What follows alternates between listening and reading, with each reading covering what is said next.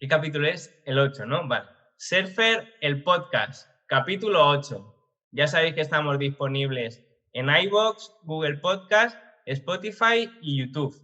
Que aunque nos grabemos en YouTube para que nos veáis nuestras caras bonitas, en realidad el concepto que queremos con esto es algo tipo radio, ya sabéis, escucharnos mientras estáis cocinando, limpiando, en el gimnasio, corriendo, conduciendo, lo que sea. Y bueno, Sergio, cuéntanos a quién tenemos hoy. Hola, ¿qué pasa? Hoy estamos con Ricardo. Hola Ricardo, bienvenido. ¿Qué tal? ¿Cómo estás, Muy bien, Sergio, Fernando? muy Hola, bien. Ricardo. Cuéntanos, ¿de qué país nos vas a hablar? Bueno, yo nací en Venezuela y le puedo hablar con mis 58 años de edad, la experiencia que yo tengo de haber vivido de estos 56 años en Venezuela. Ajá. O sea, que llevas 2 años aquí en España, ¿verdad? Correcto. Llegué en enero del 2018. Ajá. ¿Y qué es lo que más echar de menos estos 2 años que llevas aquí en España de Venezuela? ¿Qué es lo que más echar de menos de allí? Bueno, en principio todo el país, pero muy específicamente a mi familia, a mi madre, a mis hermanas. Tengo toda mi familia prácticamente allá, a excepción de la tercera generación que viene siendo la edad de mis hijos, de mi hijo y de mis sobrinos. Pero en general todo el país lo echo de menos. Porque tú allí, ¿a qué te dedicabas, Ricardo? ¿Qué hacías en Venezuela? Si nos puedes Bueno, contar. básicamente lo mismo que hago aquí, Sergio. La parte de ingeniería, tengo más de 31 años que me gradué de ingeniero mecánico en Venezuela y aquí sigo haciendo lo mismo. No he parado de trabajar en mi profesión, afortunadamente, y bueno, eso me ha servido de conseguir relativamente con cierta facilidad en España algo de trabajo. Ujú. Pues eso es muy bueno porque ahora en España ya sabemos que los trabajos están mal, pero bueno, yo quería, ya que estamos hablando de ese tema del trabajo, eh, allí en Venezuela, ahora en los trabajos, porque también nos has contado que la gente de tercera generación de tu familia se ha venido y es algo que veo mucho, se ven muchos venezolanos por España, están inmigrando muchos venezolanos a todas partes del mundo. ¿Por qué? Sí, bueno, básicamente, digamos, desde el año 1998, 1999, Hugo Chávez Fría, como todos lo llegaron a haber escuchado en la televisión, porque se hizo notar, es una persona que llegó a la presidencia, un teniente coronel, gana en el 98 y llega, toma el poder en febrero de 1999. Desde ese entonces todavía las cosas en Venezuela no estaban mal. Se deja la parte, digamos, la democracia cada 5 años, llega Chávez al poder, empieza a haber un deterioro progresivo y durante los últimos años, cuando asume el poder Maduro, hay un cambio bastante dañino que perjudica a Venezuela y comienza a emigrar mucha gente hacia Colombia, hacia Argentina, hacia Chile, hacia Perú, hacia Ecuador y también la parte de Europa, pero más lo que llegan a Europa son descendientes de europeos, aunque ya hay, digamos, venezolanos desde sus raíces, pero la gran mayoría de la inmigración que llega a Venezuela, yo diría que un gran porcentaje son inmigración proveniente de europeos, básicamente descendientes de españoles, portugueses e italianos.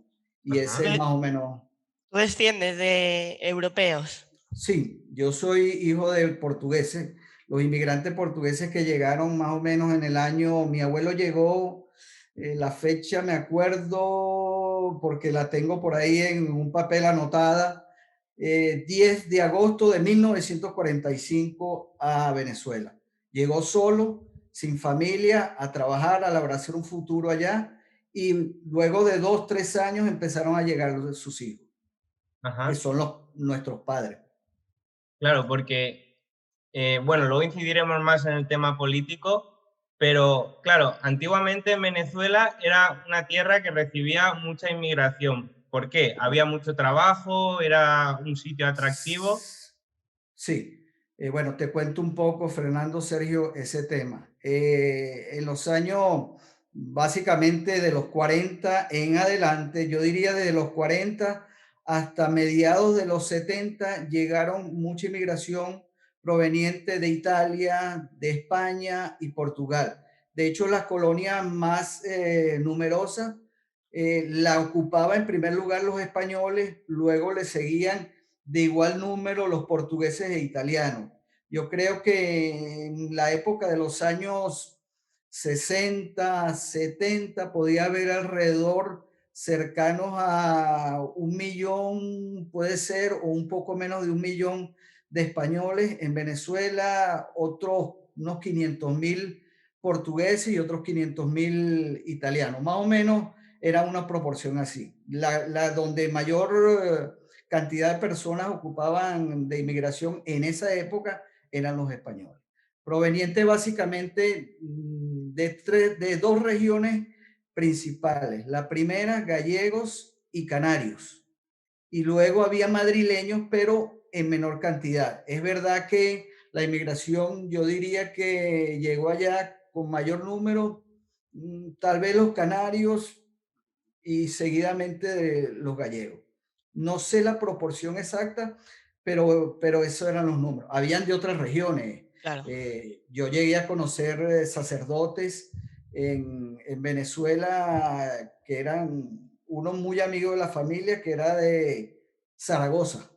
Ajá. Es Curioso que lo Había, de... habían huido por el franquismo y todo esto de España o... correcto. De hecho, ese sacerdote que ya falleció, amigo de la familia, era de apellido Franco, Está. pero no tenía que ver nada con el Franco.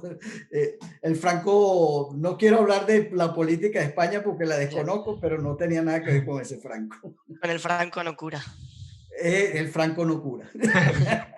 Curioso Correcto. lo que decías de los canarios, porque es verdad que el acento venezolano se parece un poco al canario. A mí me gusta mucho este tema y se parece un poco la manera de hablar. Así dicen, así dicen.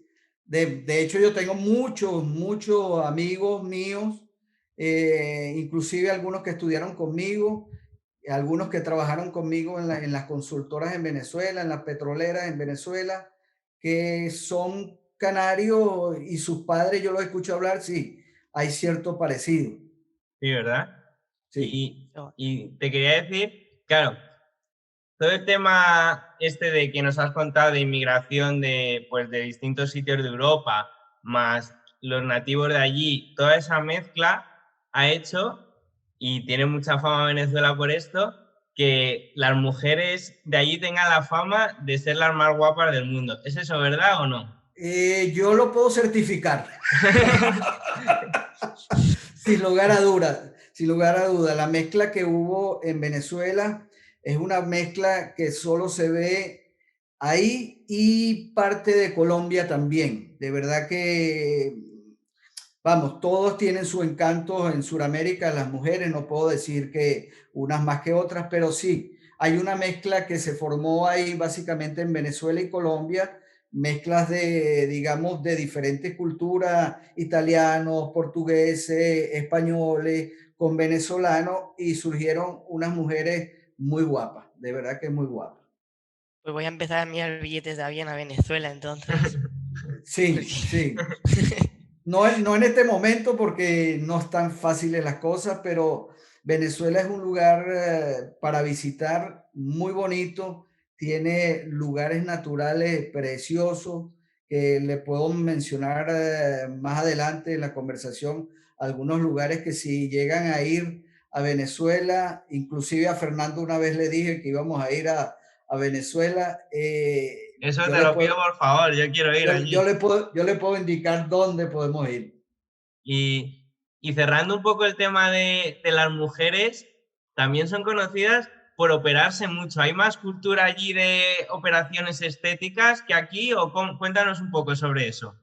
Oye, la verdad que en España no lo sé porque no tengo contacto así directo con muchas chicas, sino más las chicas del trabajo, pero sí, sí, digamos, desde que el Miss Venezuela, que es un concurso de belleza en Venezuela que fue muy famoso hasta, yo diría, hasta hace unos 10 años atrás. Hoy en día todavía se hace, pero con mayor dificultad.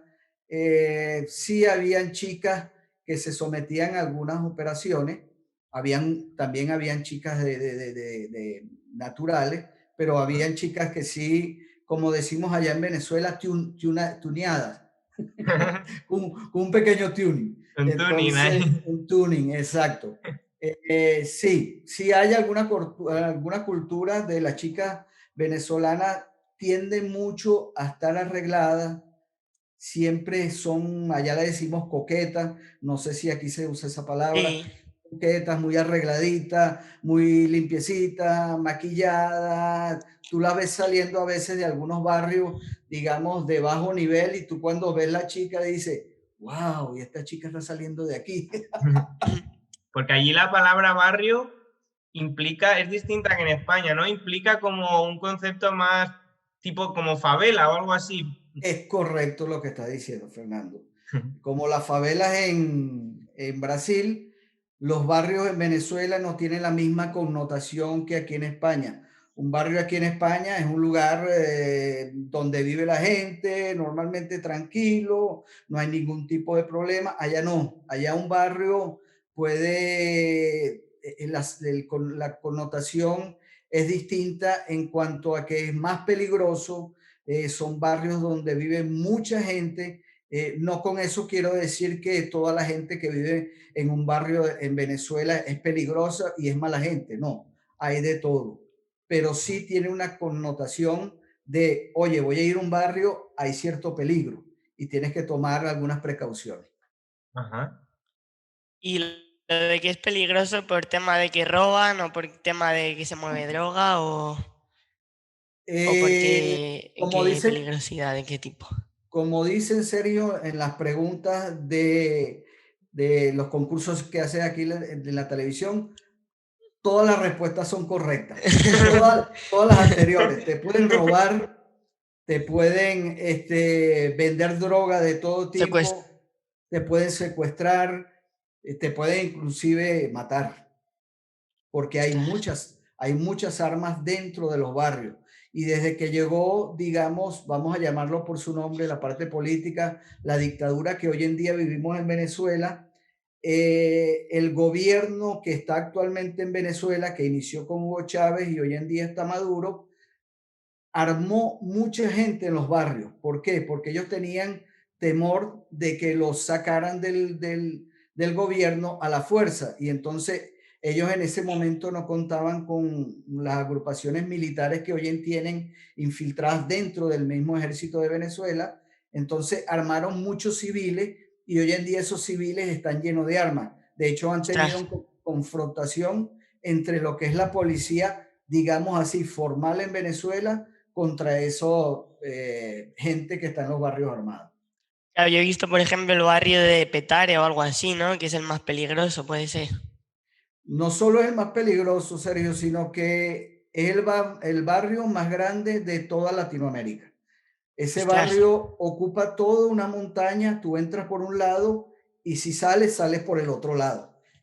Y puede ser Y que no sales. salgas también. Sales en Pero, trozos.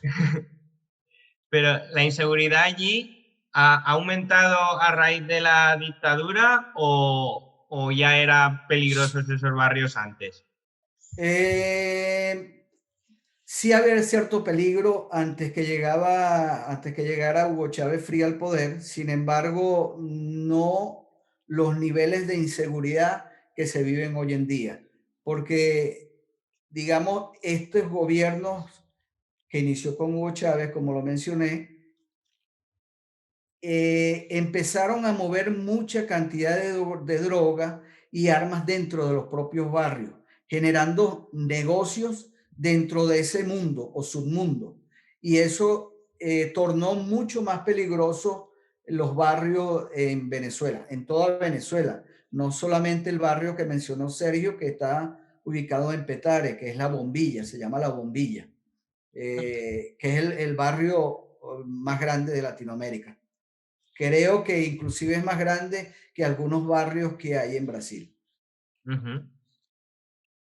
Y ya cambiando un poco de tema, has mencionado que tú trabajabas allí en una empresa petrolera, ¿no? Porque Venezuela vive del petróleo sobre todo, ¿no? Sí, sí. Sí, trabajé hasta que nos despidió o nos echó a la calle Hugo Chávez Fría en el 2003, exactamente en febrero del 2003.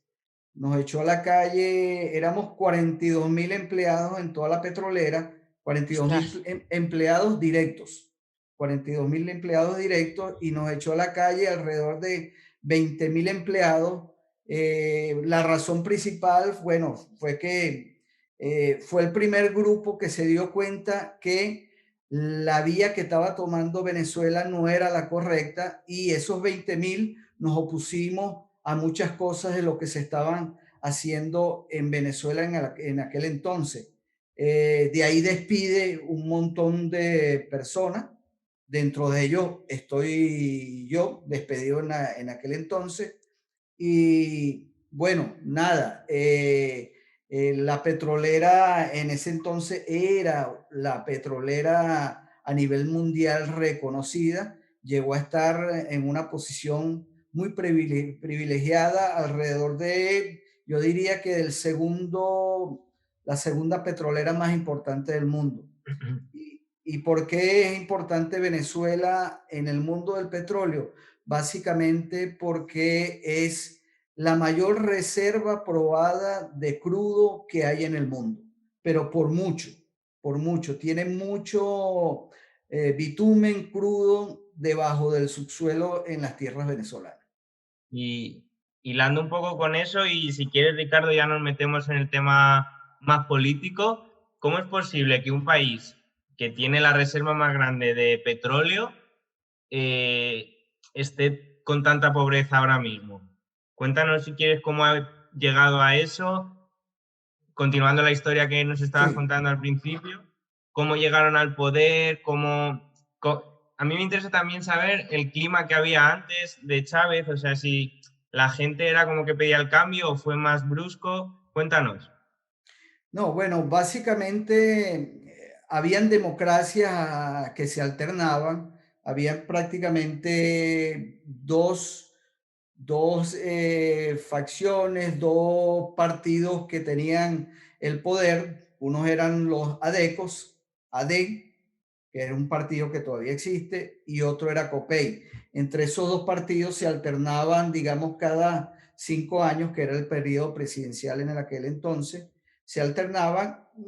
Habían ciertos problemas desde el punto de vista económico, más o menos, pero no los niveles que podemos tener hoy en día. Entonces, habían algunas peleas desde el punto de vista ideológico, como los hay en todos los países, pero era algo llevadero, algo normal, porque las democracias siempre son perfectibles, siempre se pueden perfeccionar, pero realmente yo lo considero normal dentro de lo que es la democracia.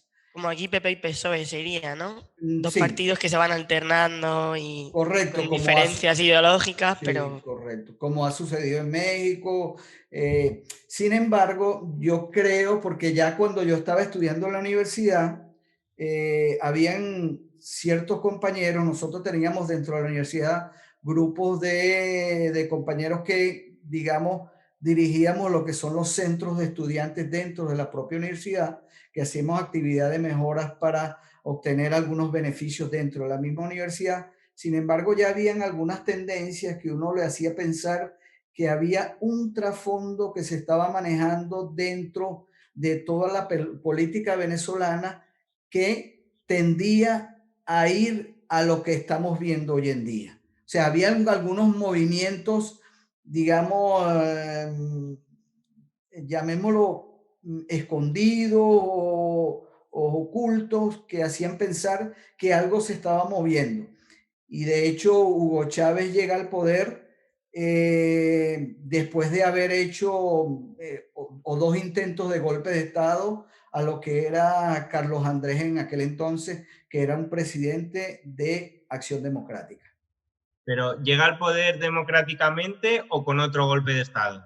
No, al final llegó por votos, por descontentos que habían de la población, de cierta cantidad de personas en la población que votaron por él. Pero antes de él llegar al poder, él hizo dos intentonas y se dio a conocer en una de ellas a través de la televisión, donde quedó plasmada en la televisión una frase muy famosa que decía él cuando lo entrevistaron, que lo cogieron los militares, que estaban los militares en aquel entonces patriotas, lo cogieron en, eso se llama en el cuartel de la montaña, que es un museo histórico militar, lo cojan a él, lo agarran sale en la televisión diciendo, compañeros, por ahora los objetivos no han sido alcanzados, depongan las armas.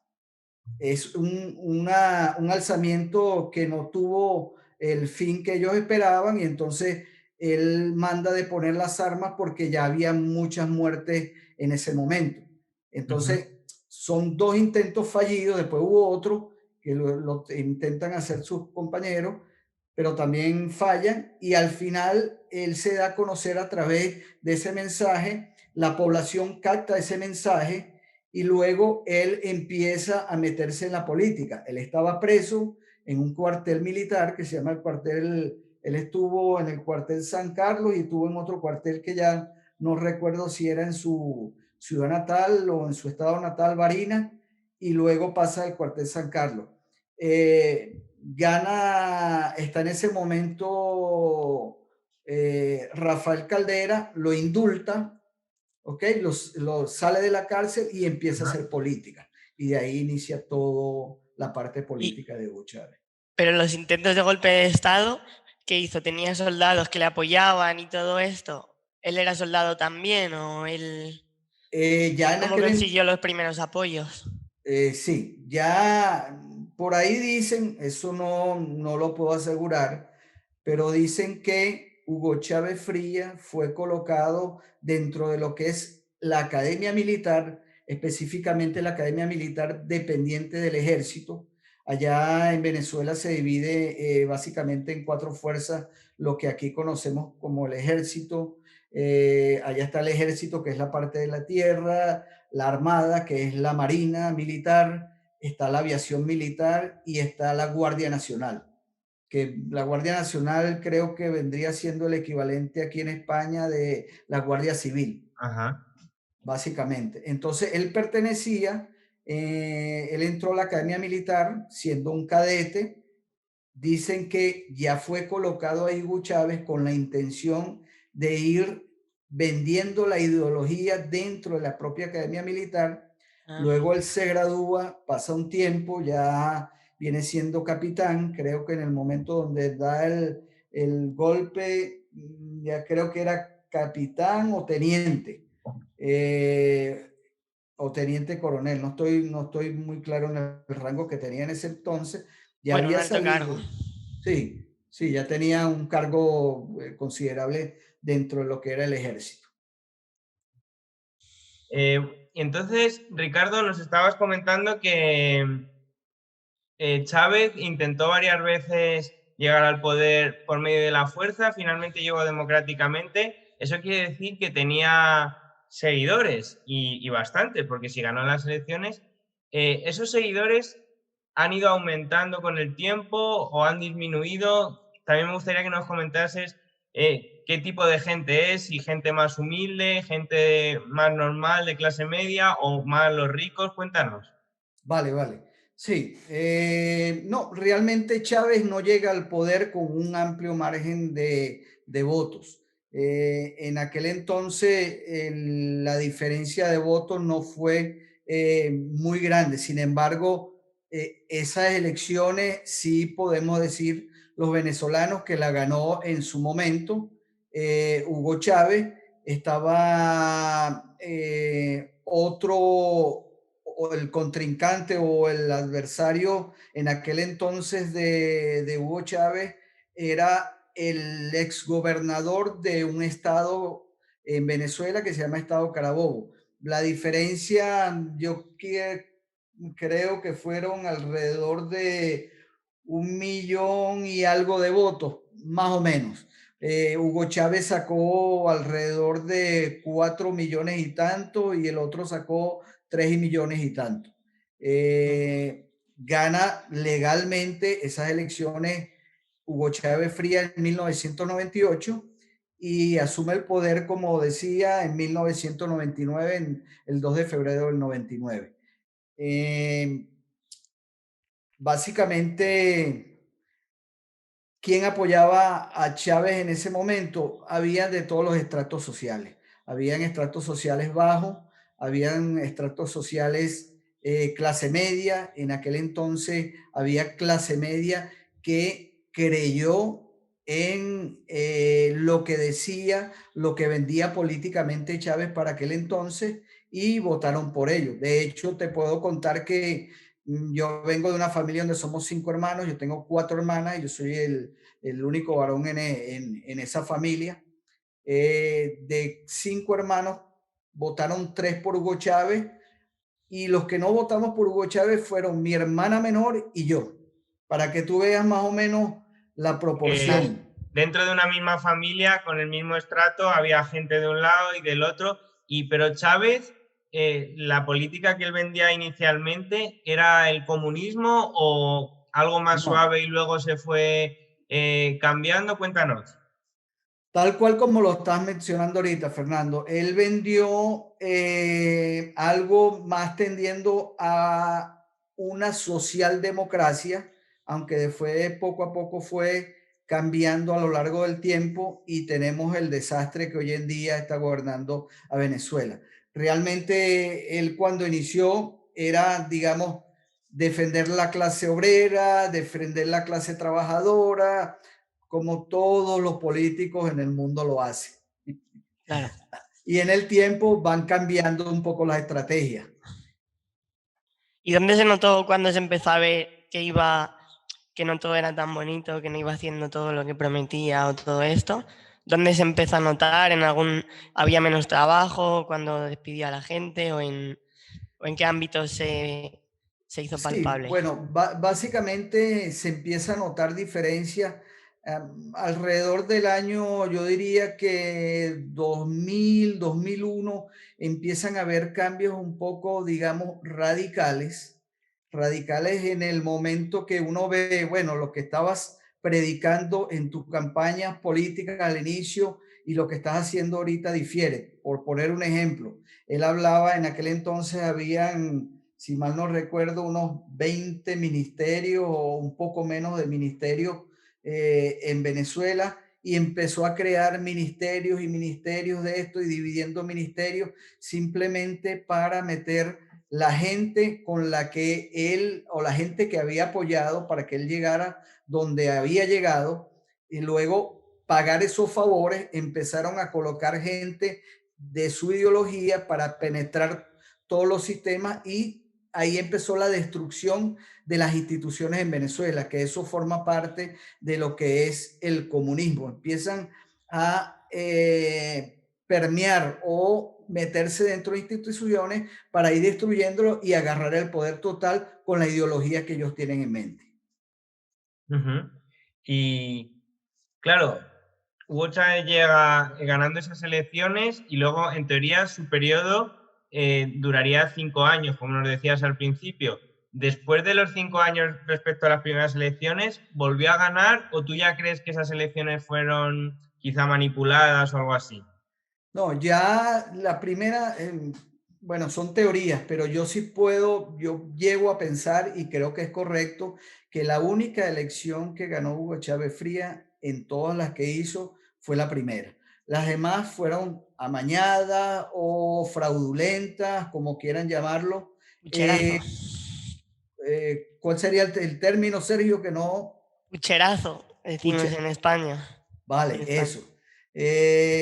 Realmente de ahí en adelante comienzan a hacer manipulación de votos, empiezan a entrar compañías, digamos, de votos electrónicos, votos que empiezan a contratar compañías como Smartmatic, que es una compañía reconocida a nivel mundial. Entiendo que hace algunas cosas desde el punto de vista de elecciones, pero hay sus manejos, digamos, extraños.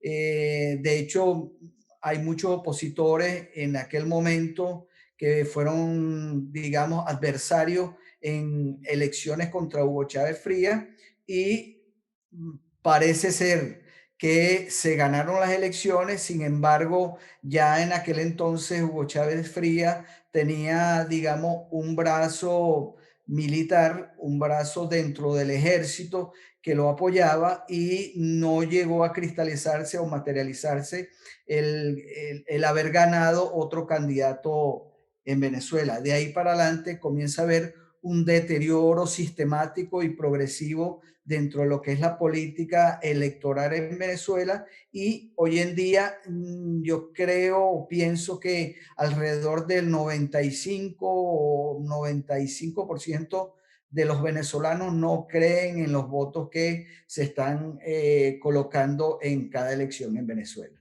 No hay confianza. No hay confianza en el Consejo Nacional Electoral. Interesante. Y según nos contabas, había su objetivo al principio era ir metiendo los brazos en cada uno de los organismos y tal para asegurarse el poder. Es Y correcto. esto, hay un vídeo muy famoso que aquí en España es conocido, que sale Hugo Chávez andando por una calle y va diciendo, Expropiese. expropiese, expropiese. Eso es Justo Es, real. Ahí, eso lo quería preguntar yo también. es, habían, es, es totalmente cierto, Fernando, Sergio, lo que están diciendo. De hecho, él expropió muchas cosas. En principio, donde él colocó sus tentáculos fue en las gallinas de los huevos de oro. ¿Quién era la gallina de los huevos de oro? La El petrolera petróleo. del Sí. petróleo, la petrolera venezolana. Él penetró la compañía Petróleos de Venezuela, que si bien es cierto, los altos cargos en la compañía petrolera eran designados por el presidente de turno, pero estamos hablando de los altos cargos. Los cargos técnicos, gerenciales, nunca fueron tocados por la política.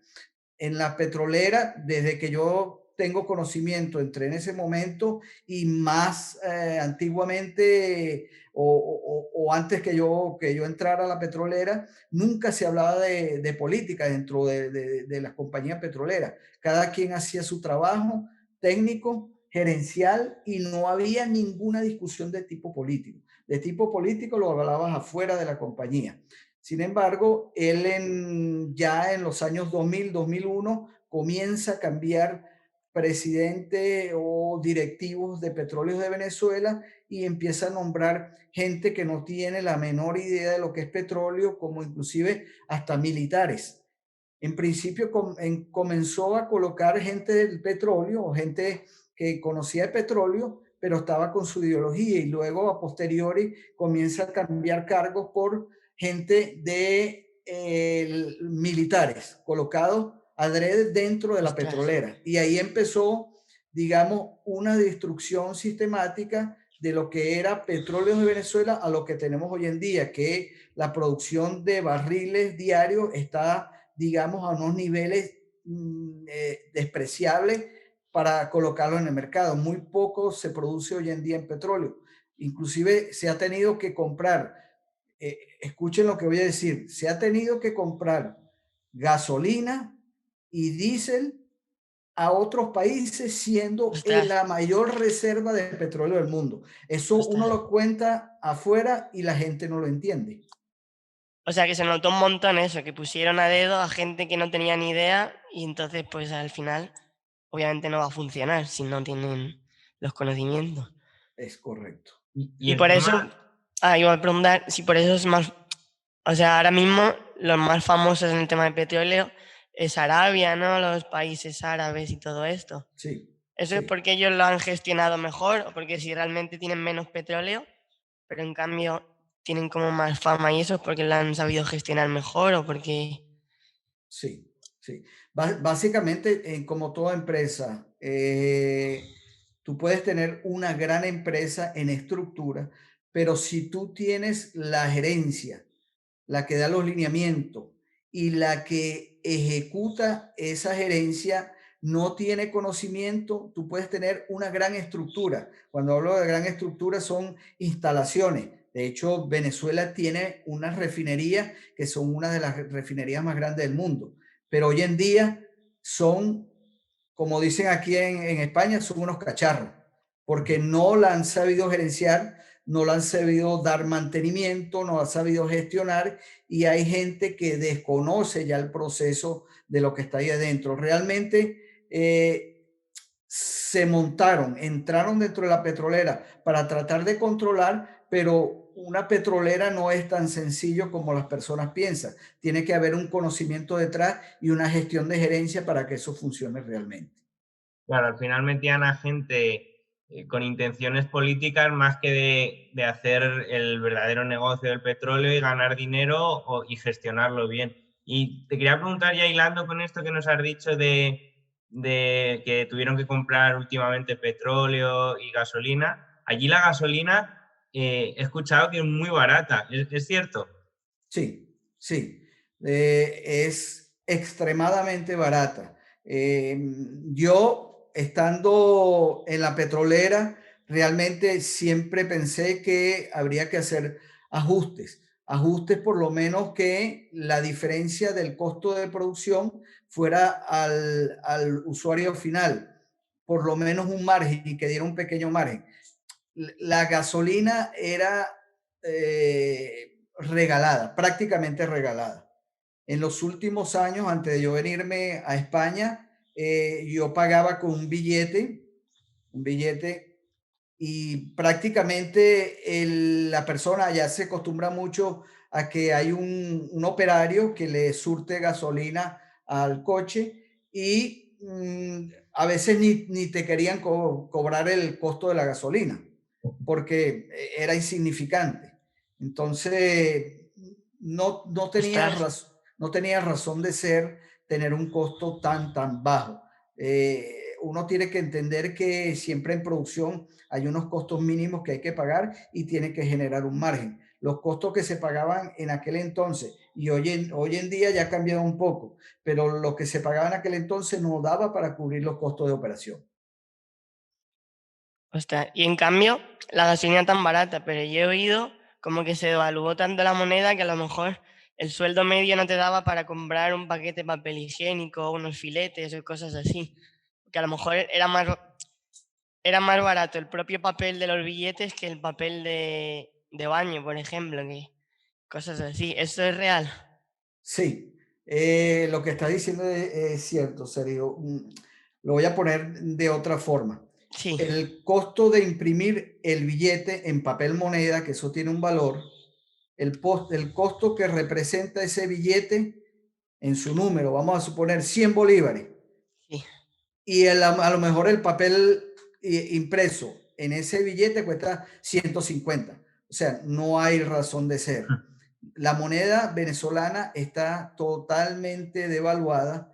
De hecho, para ponerte un ejemplo ahorita, un pensionado o un jubilado, como lo llaman acá, jubilado, pensionado, que ya hizo sus años de servicio, no llega a percibir un dólar mensual, un Ostras. dólar.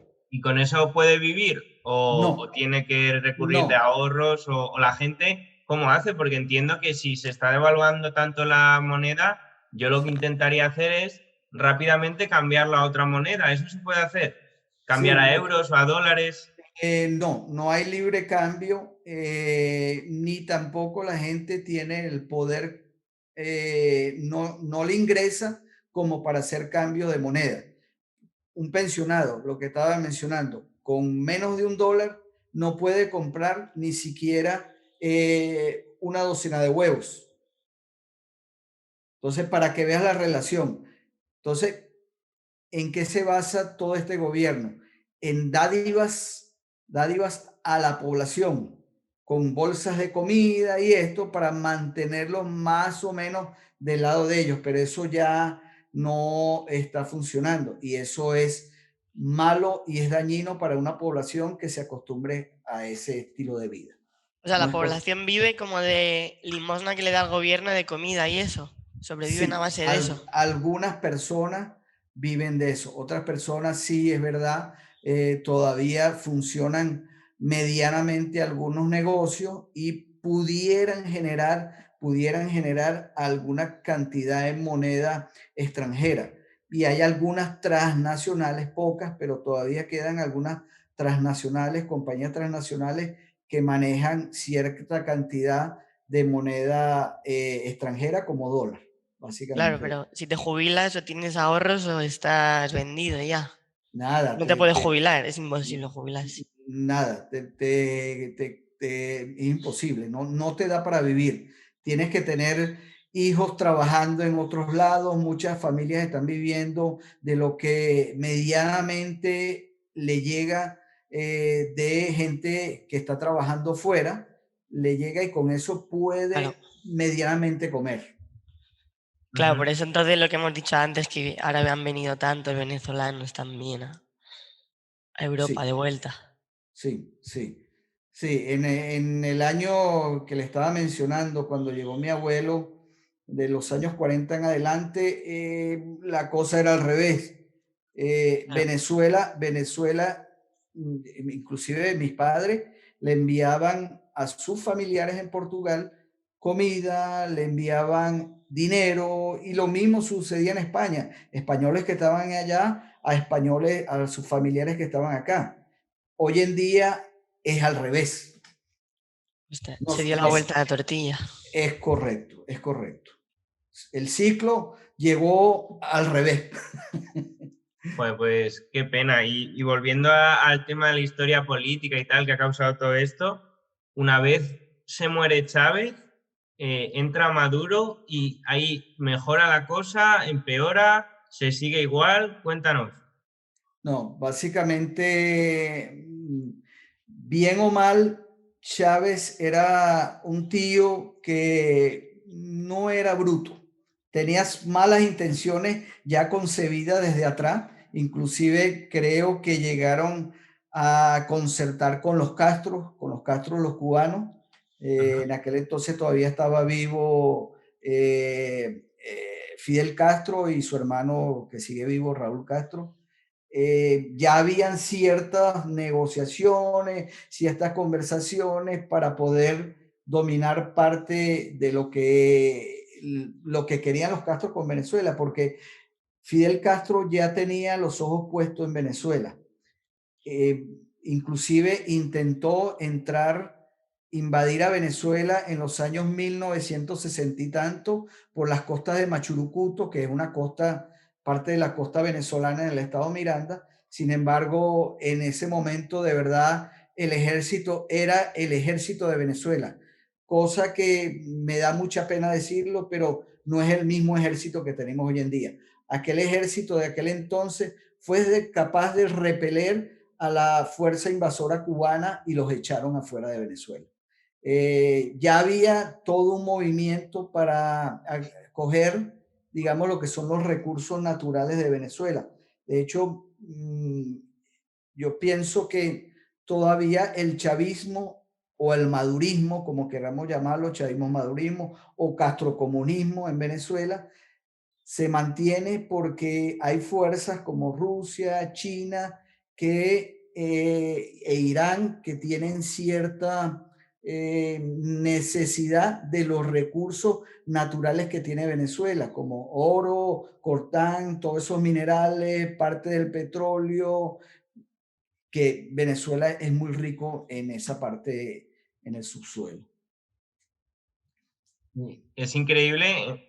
Entonces, claro, según nos estás contando, es aún más grave porque realmente Venezuela tiene todo el petróleo del mundo, tiene oro, tiene naturaleza boyante, tiene otros minerales y aún así está en una situación de pobreza brutal. Sí. O sea, aun aplicando esas medidas, me resulta difícil llegar a creer que haya llegado a ese punto. Y bueno, hilando con la anterior pregunta, ¿con Maduro empeoró o mejoró? No, básicamente con Maduro empeoró lo que estaba diciendo anteriormente. Hugo Chávez, dentro de su maldad, era un tío inteligente y trataba de equilibrar, digamos, algunas tensiones, algunas fuerzas que se oponían. Era un tío que sabía cuándo atacar y cuándo retroceder, mientras que llega Maduro, Maduro de verdad no es un tío con inteligencia. Maduro es un tío que está sustentado ahí por tentáculos de fuerza, digamos, vamos a llamarla con fuerzas diabólicas, sería el término, que lo sustentan ahí y le dan los lineamientos a seguir. Hay una tendencia a hacer negocios con el narcotráfico, eso está probado, que hay relaciones del narcotráfico, hay relaciones ocultas con la entrega de los minerales que tiene Venezuela a potencias como Rusia, Irán, China, entre otras que tienen cierto interés ahí. Y es por eso que se mantiene hoy en día todavía el régimen madurista chavista, por llamarlo de alguna forma. O sea que al Pero no, final, empeoró muchísimo con el nombramiento de Maduro antes que muriera Hugo Chávez. De hecho, lo hizo de forma drede, de forma ya pensada, y yo creo que inclusive conversada con los Castros en Cuba. o sea que al final como lo que mueve los hilos en Venezuela es eso, otras potencias extranjeras con intereses, el narcotráfico, todo esto. Y dependéis de sus intereses para las políticas del país. Hostia, Es, es correcto, Sergio, es así. Lo que es mueve barbaridad, ¿eh? los hilos ahorita económicos, y cuando estoy hablando de hilos económicos, son los hilos económicos malos, dañinos hacia una población. Hay dos Venezuelas, hay una Venezuela, tú vas a ciertas regiones en Caracas, voy a mencionar una muy conocida, tú vas a Caracas, a una región o un barrio que se llama Las Mercedes, barrio en la misma connotación que tiene aquí en España, un lugar bueno, un lugar normal, hay mucho comercio en esa zona y tú ves cosas que dices, bueno, pero yo te llevo a ti ahorita, Sergio, Fernando, a Las Mercedes y tú llegas ahí y dices, bueno, pero es que aquí no pasa nada, aquí hay de todo. Tú vas a Ajá. esa región y hay ventas de coches caros, costosos, hay ventas de inmuebles muy costosos, de millones de dólares. Tú dices, bueno, ¿y cómo es esto? En una Venezuela que tiene una pobreza hoy en día que debe rondar el 90% de la población.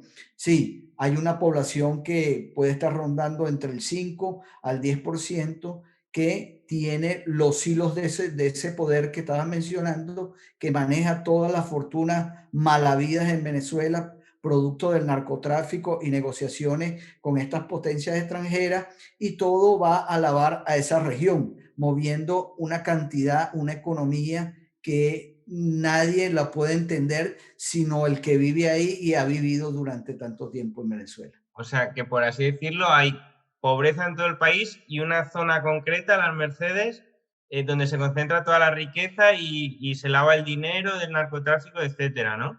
Sí, Y sí, no solo esa región, pero esa es una de las más, donde se nota más la influencia de ese capital que uno dice, bueno, pero si todas las empresas están cerradas, han quebrado, han ido a bancarrota, ¿cómo es posible que tú veas coches lujosos, ventas de pisos que cuestan una fortuna? Entonces no se entiende. De hecho, Maduro abrió hay un hotel que está en el Parque Nacional del Ávila, que es una montaña que bordea toda el Valle de Caracas. Caracas es, digamos, como un chorizo alargado. ¿ok? Es un valle, tal cual. Y en ese chorizo largado hay una montaña muy alta que está la cordillera de la costa y es el Parque Nacional del Ávila. Ahí hay un hotel que se llama el Humboldt y en ese hotel recientemente Maduro abrió un casino. Y uno dice, bueno, pero ¿cómo es esto? Abren un casino cuando la gente se está muriendo de hambre, cuando la gente no tiene dinero para comer, cuando hay un salario para un jubilado de $1 por mes. ¿Cómo es posible que hablan Un casino, claro. un casino? ¿Cómo se entiende eso? Yo lo entiendo muy fácil, lavado de dinero. Y son Claro. esas fortunas mal habidas que quieren de alguna forma entrar en el mercado, de una forma, llevarlo a una forma legal. Y con este tema de que nos has dicho de que en esos barrios de gente donde se lava el dinero y tal, hay coches caros, me ha surgido otra pregunta y es, la gente normal, humilde, que como dices, tiene un salario de jubilado de $1, por ejemplo, un coche, ¿cómo se lo puede comprar? No, sencillamente no puede, Fernando. Muchos tendrán sus coches viejitos, arreglados como pueden, reparados como pueden de hace muchos años. Pero hoy un día, un jubilado es imposible ni siquiera comprar una bicicleta. No le da para comprar una bicicleta con $1. No pueden ni Claro, comer. claro, lo típico, cuanto más pobres, ricos se hacen unos, más pobres se hacen otros y así. Sí, De hecho, por ejemplo, en Madrid, en los últimos años, he oído que el país que más, o sea, donde hay más inversores en pisos de lujo son los venezolanos. Están comprando todas las casas de lujo nuevas que están haciendo en Madrid, las te están lo comprando creo, venezolanos. te lo Que igual creo, también ahora me encaja con el tema que has dicho de blanqueo de dinero y todo esto, te lo o creo. puede ser por eso entonces. Claro, Porque claro, yo cuanto no, más pobres son unos, hay otros sí. que se están... Claro, yo no pudiera generalizar que todos los pisos que han comprado los venezolanos son de dinero mal habido, pero Claro, sí yo creo que un alto porcentaje de los pisos que se están comprando en España, y de hecho eso el gobierno de España debería verlo con lupa, con más detenimiento de dónde vienen esos capitales, porque te aseguro que un gran porcentaje son de dinero mal habido, dinero de lavado del narcotráfico y otras operaciones que uno no sabe. claro, a España es más fácil mirar por otro lado y ya está. Al final el dinero que te va a entrar en el país, pues dicen, me callo y ya está, y que paguen. Claro, Al pero final es así. yo ahí de verdad, vamos, son los principios que me inculcó mi familia. No, obviamente. Todos los negocios que se hagan, bien sea a nivel de familia, de organizaciones, de países, deben ser dineros bien habidos, de donde saben de dónde es la procedencia, el origen. Ya. Hay que actuar bien para que las cosas salgan correctamente. Pero Y, obviamente el gobierno de España sabe que un jubilado de Sí, los que cobran $1 no son los que se están comprando las casas. es así.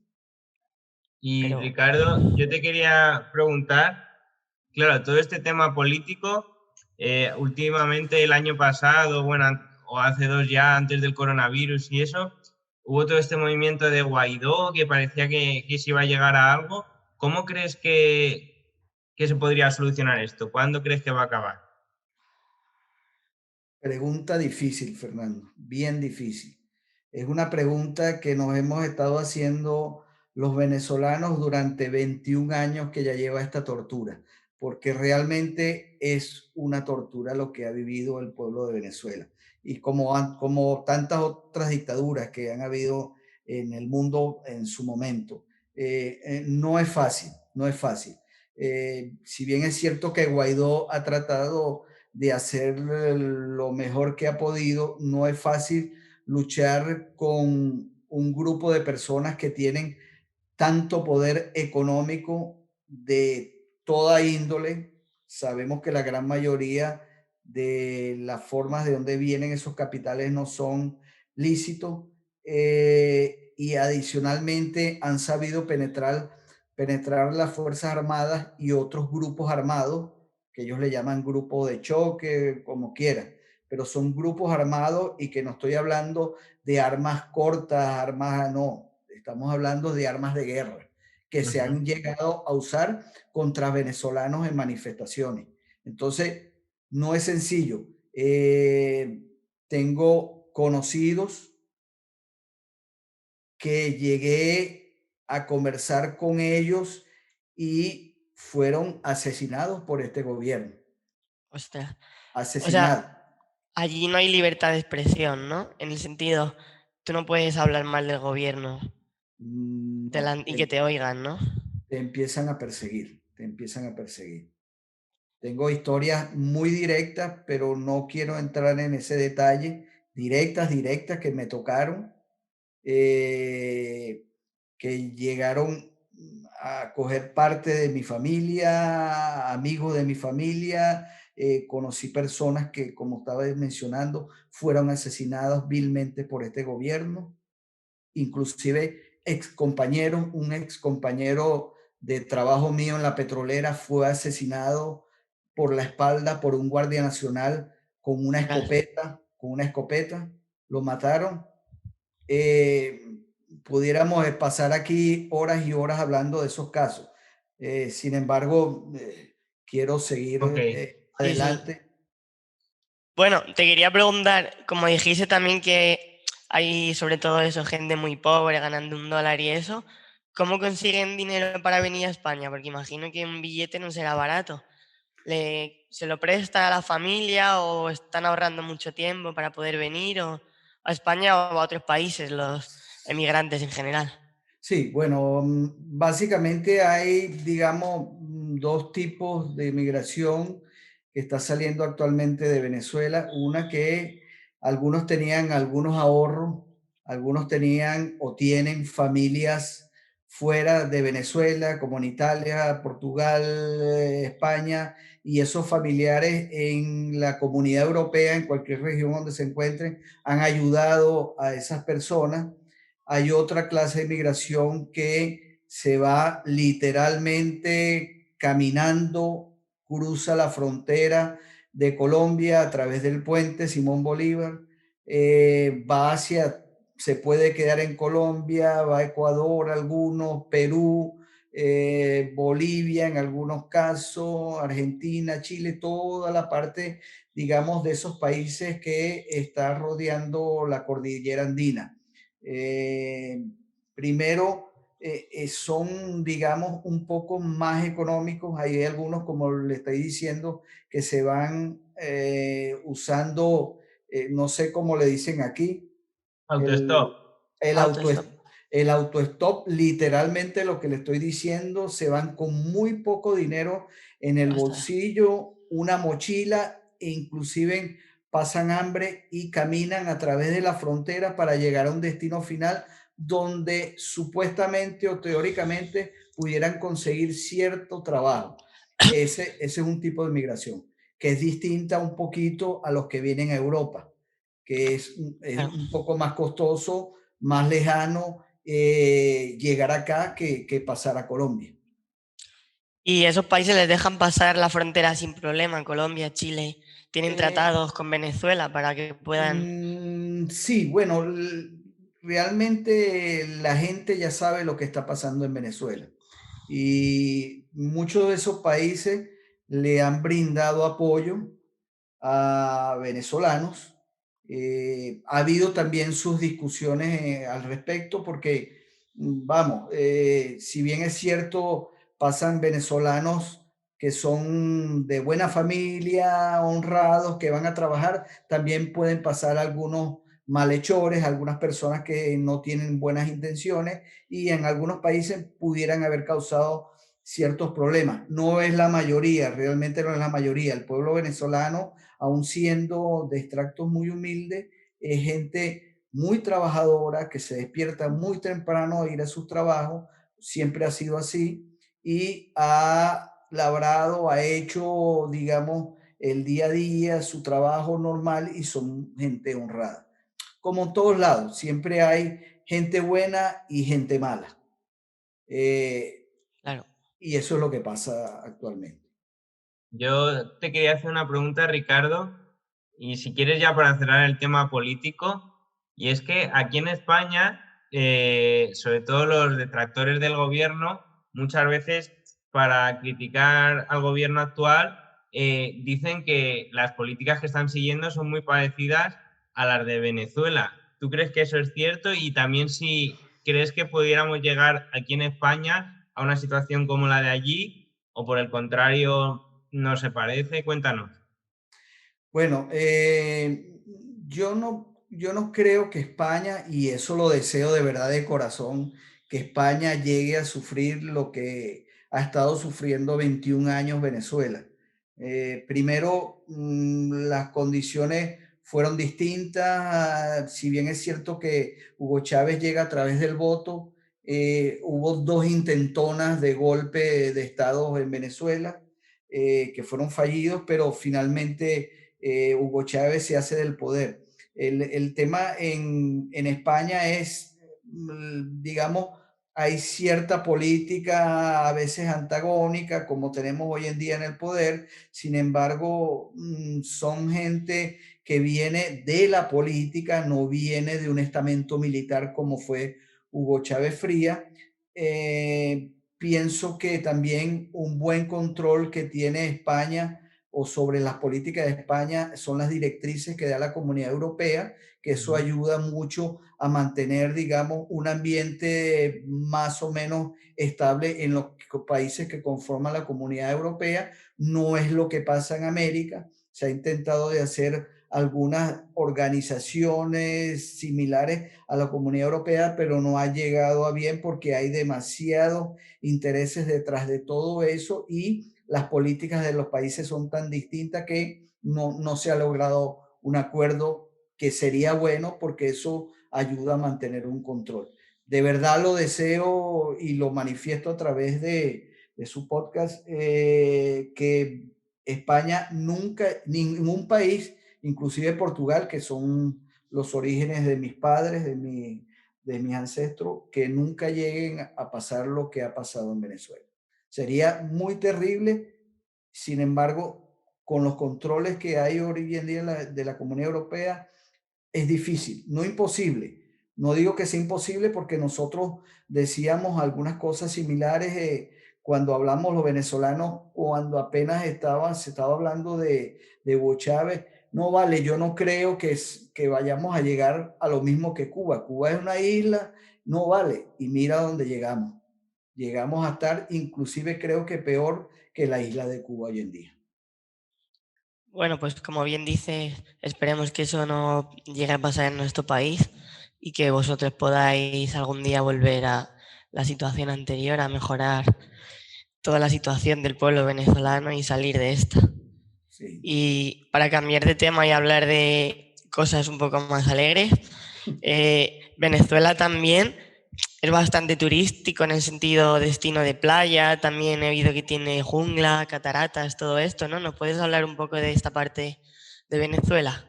¿Cómo no? Sí, yo realmente he tenido la fortuna de conocer, no al 100% de mi país, pero sí pienso que conozco 70-80% de la región de Venezuela. Venezuela, como dice una canción que escribieron acá los españoles, es jungla, es desierto, es playa, montaña. Lo único que no es verdad de la canción es que es volcán. No, no hay volcanes en Venezuela, sí hay volcanes en Colombia, pero Venezuela es una tierra que fue bendecida con la parte natural. Tenemos la montaña, la cordillera de los Andes por un lado, al occidente del país. Por otro lado, tenemos toda la costa venezolana donde hay muchas playas, de las más conocidas están Margarita, está Morrocoy en el estado Falcón, están Los Roques, están muchas islas pequeñas que están en toda la costa venezolana, porque Venezuela es parte del Caribe, ¿ok? Del Mar Caribe, y tiene playas hermosas, hermosas, de verdad, cristalinas, que son envidia en muchos países. Lo único que se ha descuidado, y eso sí lo tengo que decir, es la parte de infraestructura hotelera. No tiene la infraestructura hotelera que tiene España, porque Venezuela, ser petrolero, pienso que se dedicó más a explotar la gallina de los huevos de oro y descuidó la parte turística. Sin embargo, llegan o llegaban muchos vuelos de afuera, inclusive a la isla Margarita, es una isla muy bonita, o el estado Nueva Esparta, que conforman Coche, Cubagua y la propia isla Margarita, eh, con playas muy preciosas, playas muy grandes. Ahí sí hay un poquito mejor la estructura hotelera, que sí es posible y es muy bueno para los turistas de otros países. Pues podría ser una buena oportunidad de negocio, ¿no? Para cuando todo esto mejore, el tema turístico allí, al final estamos hablando como de un paraíso que todavía encima está por explotar turísticamente. Puede ser algo muy, muy rentable cuando todo Es, as- mejore, claro. es así. En realidad, habían algunos consorcios españoles en la isla de Margarita que operaban hoteles. Desafortunadamente se fueron por todo este tema, pero eran buenos hoteles que había. La infraestructura todavía debe estar allá. No sé quiénes serán los propietarios hoy en día, pero sí, es un potencial de turismo que, mira, en la parte natural tiene de todo. Lo que hay es que colocar la infraestructura hotelera que defina a cada región. Eso es lo que es la costa. Por otro lado, lo que estaba diciendo Sergio de las montañas, cataratas, todo eso, sí, en el lado del estado Bolívar, estado Amazonas, tenemos lo que es la gran sabana, todo, hay parte natural, partes naturales, está el Parque Nacional Canaima, donde está el Salto Ángel, que es el salto de agua más grande del mundo, ¿ok? Sí, Tiene eso he visto alrededor, que son 15 veces el Niágara, ¿no? Algo así. O sea, sí, debe es ser que inmenso eso. no en cantidad de agua, sino En altura. en altura. Es el más grande la catarata más grande de todo el mundo. Ostras. Eh, Ahí eso fue descubierto por un estadounidense que se llamaba Jimmy Angel. Ahí cayó la avioneta de él y en honor a él se le colocó Salto Ángel. Sin embargo, eso tiene otros nombres en el dialecto aborigen de los indios que aún poblan esa región. Y también tenemos la parte del Amazonas, parte que hace frontera con Brasil. Compartimos parte de lo que es la selva amazónica. Y pues yo como curiosidad que voy a contar, que el padre de una conocida mía de aquí de España fue la primera persona en escalar el Salto del Ángel junto a un compañero suyo de una tirada. Se tiraron más de 30 días escalando, durmiendo Ostras. colgados y todo eso.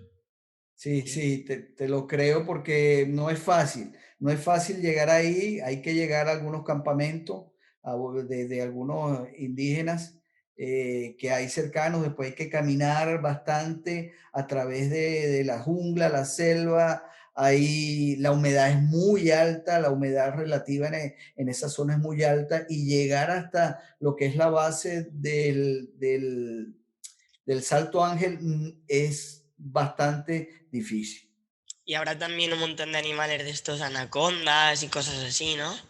Sí, esa zona es de anaconda, de lo que llaman capibara o allá le decimos chihuire, que en Brasil le dicen capibara, que son los roedores estos grandísimos. Hay caimanes, hay Ostras. anaconda, hay un tigre pequeño que es de la zona, puede haber algún jaguar, pequeños de esos. eh, Tigrillos de esos pequeños. Joder, me encantaría. No hay leones ni nada de eso, pero sí hay algunos animales. Que te pueden comer igual. Bueno, hay que ir con gente que conoce la zona, sobre todo aborígenes. Hay excursiones que se hacen a la zona, pero son acompañados por gente que conoce todo eso. Inclusive hay que montarse unas pequeñas barcazas en algunos lugares muy pequeños, unas barcazas alargaditas que son hechas por los aborígenes a través de los troncos de árboles y hay que usarlas en muchos sectores de esa zona. Y sobre eso te quería preguntar yo, el tema de los aborígenes, ¿son comunidades que viven allí aislados del mundo o cómo? Cuéntanos un poco sobre eso, que me da No, curiosidad. bueno, no viven aislados. Tal vez puede ser algunos que estén más apartados en Amazonas, que es un estado, los estados del sur, digamos, grandes son Amazonas y el estado Bolívar son estados muy grandes. Eh, Venezuela tiene 900, casi 1 millón de kilómetros cuadrados, Ujú. sin contar 900 y tanto, sin contar lo que es la zona en reclamación. Hay una porción de tierra que está en reclamación hoy en día de la época de hace muchos años, todavía está en disputa. ¿En disputa Se, con quién? ¿A quién se lo reclaman? con la Guyana, Ah, ok. sí. Ostras. Entonces, está en disputa de hace muchos años. Eso era territorio venezolano. Para ponerlo en proporción, Venezuela con esa tierra en disputa sería el doble del tamaño de España en Madre mía. extensión, porque España tiene alrededor de 500 y tantos kilómetros cuadrados. Venezuela tiene casi el millón de kilómetros cuadrados o más. Y los estados del sur, como le mencionaba, Bolívar y Amazonas son estados muy grandes donde hacen frontera con Brasil, básicamente, y ahí hay aborígenes que tal vez no conozcan la capital, nunca han salido de ese territorio, pero ya ha habido aborígenes que han inclusive se han integrado en la capital, algunos de ellos, otros no se adaptan y vuelven a llegar a sus regiones. Hay aborígenes también en el occidente del país.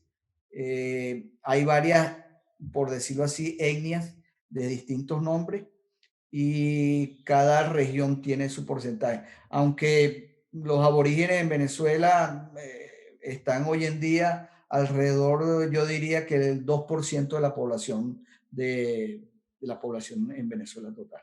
Bueno, es mucho aún así, me parece bastante.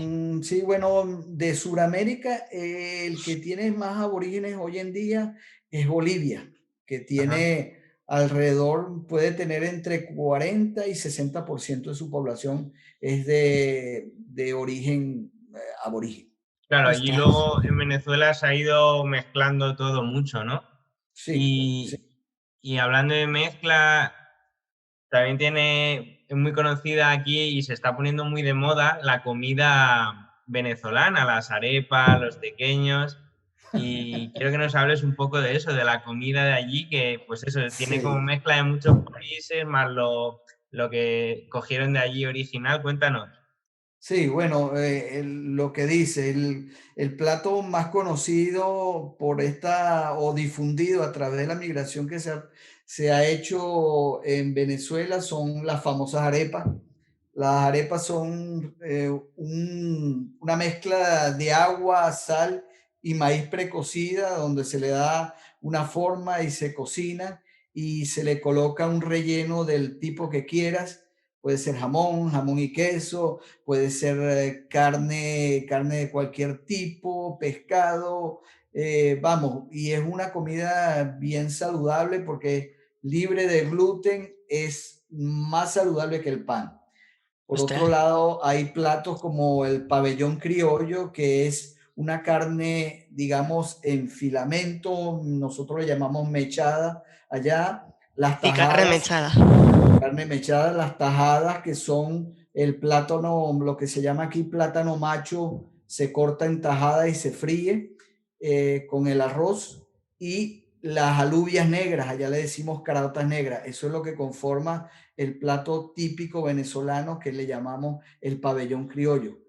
Por otro lado, en la época navideña tenemos el pan de jamón, las hallacas, los bollos, y los pequeños que mencionaba Fernando son los muy usados en cualquier reunión, en cualquier fiesta que haya, cualquier reunión, están presentes los pequeños. Son muy sabrosos, son hechos con harina de trigo y por dentro tienen un relleno de queso, aunque ya han habido diferentes tipos, ya ellos hoy en día han hecho pequeños hasta rellenos de chocolate. A lo Me está mejor, entrando un hambre a lo que mejor no... ya lo han comido aquí, por lo menos el de queso seguramente. Sí. Fernando seguro que lo ha probado. O sea, es Ahí todo no- comida muy potente, ¿no? Sí, No es sí. comida ligera, digamos, como una dieta mediterránea y eso, es comida potente, potente. Sí, allá se come también, como tenemos mucha costa, sí, es verdad, también se come mucho pescado, pero digamos que tener un plato típico de pescado, tal vez en el oriente lo tengan, no lo sé, se come mucho tipo de pescado allá por tener la costa, pero el plato típico venezolano por excelencia es el pabellón criollo, la arepa y en Navidad, como le menciono, el pan de jamón, que es un pan grande relleno de jamón que tiene aceituna, tiene panceta dentro, Hostia, algo light, Sergio. ¿sabes?